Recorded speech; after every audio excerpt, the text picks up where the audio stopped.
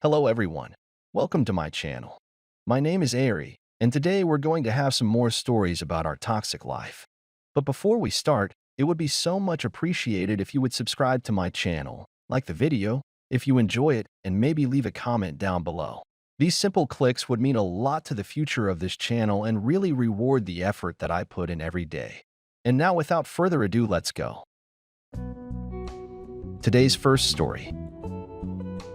In this story, OP discovers his wife's affair with a sheriff after a series of traffic stops. Confronting her with evidence, he exposes the misconduct, leading to the sheriff's firing and divorce. Despite her claims of coercion, she becomes pregnant with the sheriff's child.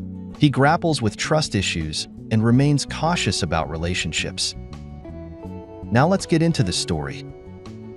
My wife, 34 female, and I, 41 male, had an okay marriage, but after 7 years we were pretty casual with each other. She kept busy on her phone, with what I thought was games or Snapchats, with friends from work. Besides her phone habits, had a really bad habit of speeding on her commute to work. One night she came home shaken and very upset. She said she was pulled over by the sheriff for speeding, that he was really mean to her and violated her rights. One example being that he told her he'd arrest her. She didn't roll down the window all the way.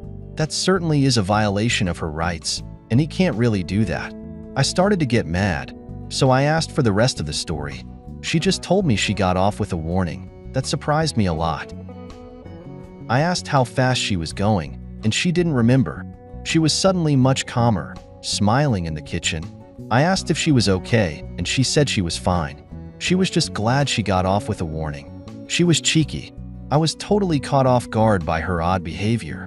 She was just really upset, and then within a few moments, she was smiling and pleased. I never saw her act this way, but I let it go. It wasn't until over a year later that my wife was out drinking with people from work. She went out alone several times a month. I was at my friend's house when I got a call from my wife's friend named Ray. She said she was in the car with her on the way home, but my wife was pulled over by the sheriff, and Ray thought was going to get a DUI. She suggested I come to get them in the car. I asked where they were, and she started typing but then stopped. 15 minutes passed before she texted, "Never mind." He let her go. I couldn't believe it.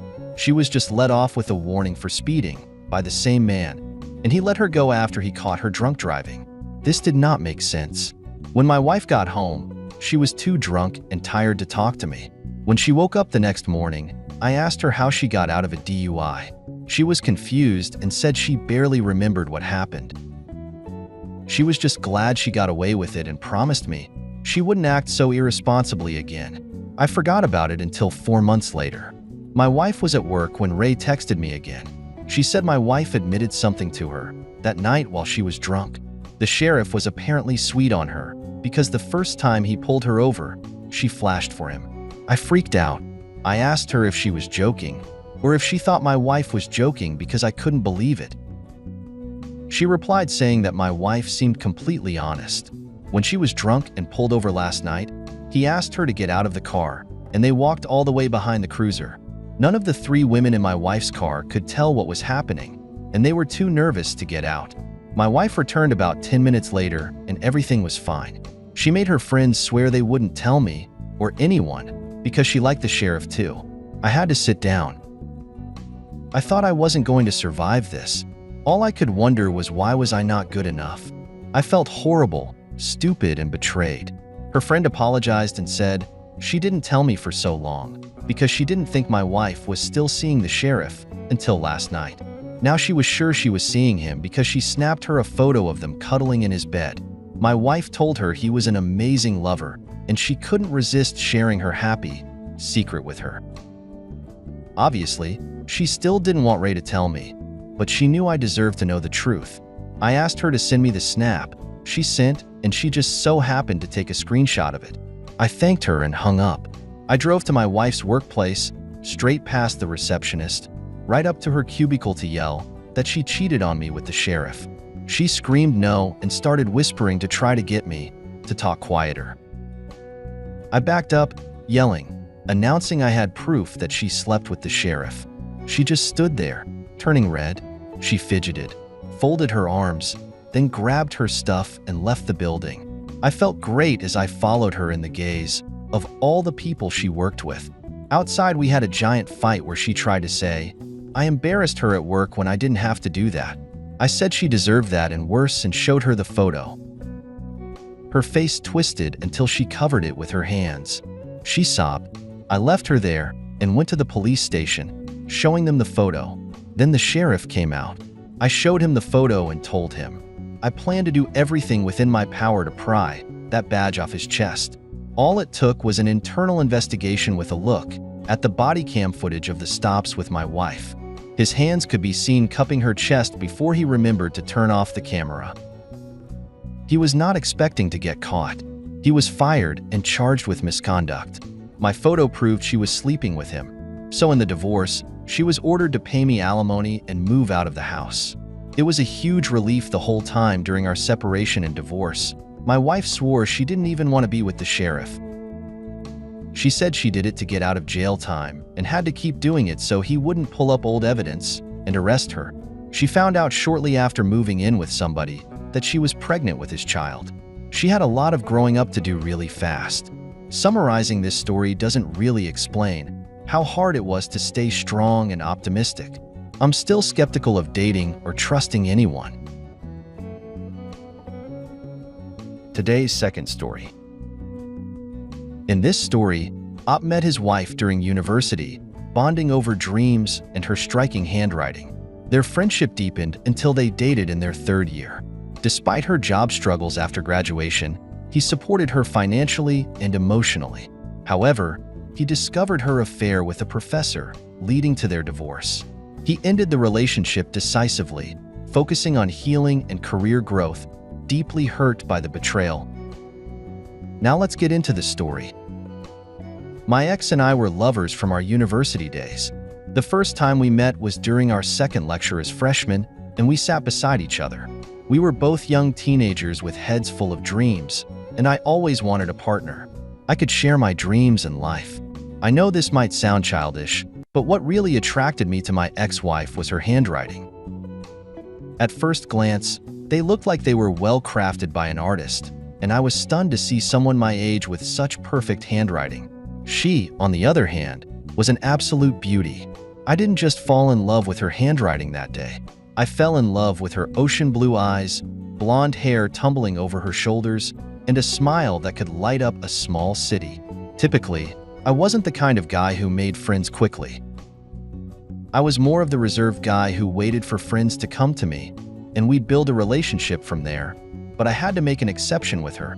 We started talking in the lecture hall that day, and with time, we became seat buddies, and we were always sitting next to each other. It was great to make a new friend in college, and we got along very well.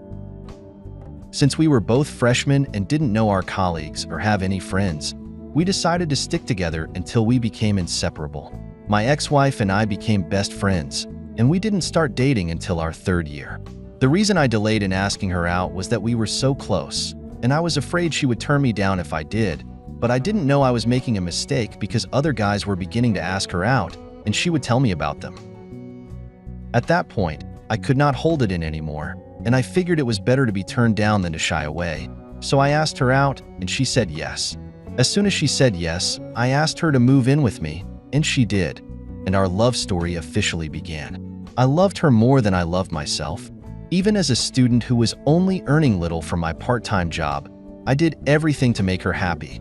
We went to parties and concerts, and we had fun together. Almost all of our colleagues knew we were dating, and they always found us together. Every time we stepped out together, people could easily tell we were together because of how I looked after her, and some would even ask how long we had been dating because they loved what they saw. Aside from being fun and pleasure partners, we were reading partners and helped each other until we graduated from the university. Our parents knew we were together and respected our decision to live with each other. After we graduated from the university, I was lucky to get a good-paying job, but my ex-wife wasn't. We both applied to the same places, but for some reason, she kept getting rejection emails, which took its toll on her. I even helped her write and edit her resume, but she wouldn't get hired if she got to the interview level. We thought it was normal for that to happen, and it would only be for a couple of months, so we went ahead and got married. The wedding was beautiful, but it was small, and we had support from friends and family. After we got married, we moved out of the studio apartment we both lived in and rented a bigger two-room apartment. I was the one who single-handedly paid rent and took care of all the bills and even groceries. I understood that she wasn't working then and didn't want to do one of those hourly menial jobs, so she wouldn't get comfortable with it, and I understood that. And since we were not financially stable, we agreed to only have kids once we both had jobs that could sustain us and a child. Even with my new job, we still spent quality time with each other since the job allowed me to work 2 weeks on-site and 2 weeks remotely. Despite my responsibility at home, I didn't stop making her feel special. On my way back from work, I'd still stop to get her flowers, shop for her, buy her a piece of new jewelry or bag, or even get her chocolates. I did all of that because I didn't want her to feel the impact of not having a job yet, and I also wanted her to know that I was happy doing all of the things I did, even though it meant I'd have nothing left to save at the end of the month. 1 year passed and my ex-wife still did not get the kind of job she wanted, but she kept applying to different organizations. It was in the 11th month that she began to do the small menial jobs that didn't pay well, and she reluctantly agreed to do that after I had talked to her over and over. Even with her 1 month of working, I didn't let her contribute a penny to house bills. I preferred that she kept the money for herself so she could get whatever she wanted and be happy. We were always happy and doing things together at home. We cooked, had our bath, and even went for evening walks and roadside ice cream hunting together. Our bond grew stronger, but one day I discovered something that broke my heart. That day I was at home working, and she was doing the day shift at a fancy restaurant she worked for when she called me and asked me to help her find her physical resume so she could use it to apply for a job opening as soon as she returned home. I confirmed the job opening to be accurate, and knowing how much our lives would change if she got a job at that organization, I left what I was doing and went to help her find her resume. She had instructed me that I would find it in the first document holder in a box she kept her documents in, but after going through all the pages in that document folder, I couldn't find her resume. And because of that, I had to take out all of the document holders and go through them one after the other. Immediately, I carried the third document holder to search for her resume. Small-sized notes and cards fell out of it, and I was curious to find out what they were. I felt my chest tighten and my lower tummy churn by merely reading them. The small-sized notes and cards were exchanged between my ex-wife and one of our professors, who she was really fond of back in the university. It turned out they had been having an affair for years, and no one knew about it, and I didn't even suspect anything between them. I was very disappointed, and I really wanted to be that I was having a bad dream. I found it difficult to believe that my ex-wife was also doing the professor while we were together, and it made sense because I kept wondering why we were always treating infections when she was my only partner. Before I packed her document holders back into the box, I took some of the notes and cards and told her I couldn't find her resume. I knew she would be back home soon, so I asked her if I could edit and print a new resume for her before she returned home, and she agreed. She sent me her laptop password shortly after our call, and I used the opportunity to go through her social media accounts since she linked them to her laptop. I found the chats between her and our former professor on Instagram, and I was even more heartbroken. I was already boiling anger, so I plotted my own revenge. I knew she trusted me and wouldn't bother going through the questionnaire, so I edited it so she could fail her job interview. Then I took pictures of her chat with our former professor on my phone and forwarded both pictures of their chats and the notes to our university. When she got home that evening, I didn't tell her anything. I just acted like I had fallen sick so I could be alone. After she submitted her resume and got an email that she was not fit for the job, I told her what I had done, and she thought I was joking. It was until I mentioned her affair with the professor that she knew I wasn't kidding. She fell on her knees and started to beg me, but she betrayed me, and I could not forgive her. She tried to explain that she did it for our grades, but what I read did not sound like that, so there was no way I was buying that. I kicked her out of the house that evening and notified her parents about what she had done. I already contacted a lawyer to process our divorce papers, and we divorced when the papers were ready. As for our professor, he knew such a relationship was prohibited in our university, but he broke the rule. University fired him, So he and my ex-wife lost in the end. She tried to come back and beg me. She even sent me multiple messages on Facebook and Instagram, but I blocked her afterward and warned her not to show up at my apartment again, or else she would regret it, and she never showed up again. Sadly, we were only married for 1 year, but I'm glad I found out that early because finding out later would have hurt me more. I am fine now and focusing more on my career and personal development. I was deeply hurt and betrayed. It would take a while before I entered another relationship,